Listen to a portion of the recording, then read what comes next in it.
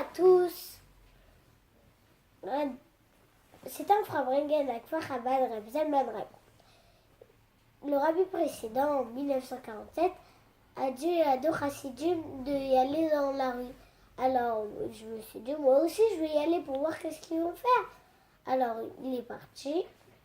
Ils sont partis et il y avait une dame qui était au 5e étage. Et il a dit, attendez, je veux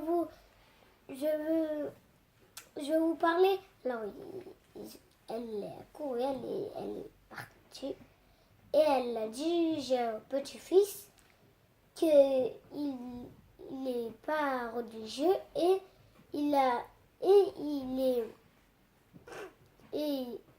je veux qu'il fasse la bar mitzvah. Alors ils ont préparé et c'était pendant le Farbrengen. Alors il y avait quelqu'un qui était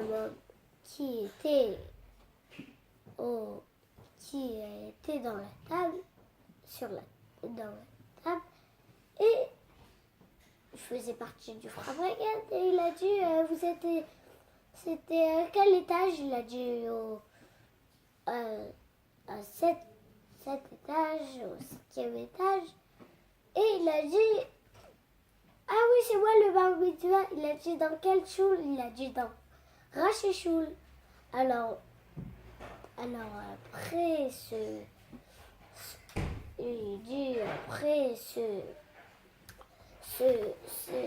cet enfant qui n'était pas religieux, il est devenu un très grand chassid. S'appelait David Lesselpop. Et c'est comme ça qu'il a rapproché de lui. Alors, l'enseignement, il est dans la paracha de Vayeshev, parle sur Yosef qu'il était envoyé en Égypte par ses frères. Et après, il était renvoyé qu'il n'avait rien fait. Après Potiphar, il l'a mis en prison qu'il n'avait rien fait. Et alors, il a rencontré 2 ministres en prison. Il a dit, comment ça va, je peux vous aider? Bonjour. Et alors, il a dit, oui,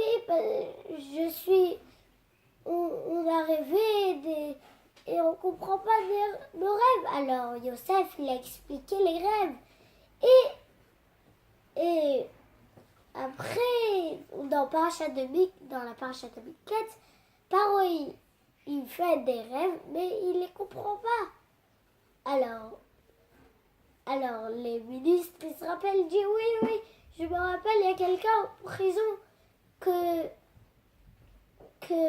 il peut vous raconter les rêves. Alors, il a dit, alors il a sorti de prison. Et il a répondu à Paro, les rêves qu'ils ont fait, il y aurait 7 années de famille. D'abord 7 années de danse, après 7 années de famille. Alors, et il y aurait les 7 années d'abondance, on va prendre un peu de blé. Et comme ça, quand on va être 7 ans de famille, on aurait plein d'avoir de quoi à manger. Alors on voit après il devient fils roi et que juste pour ce beau jour-là, il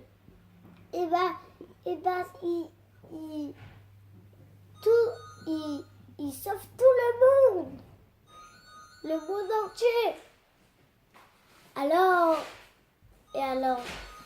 Et nous aussi, quand on fait une petite mitzvah, une petite action, et c'est très grand.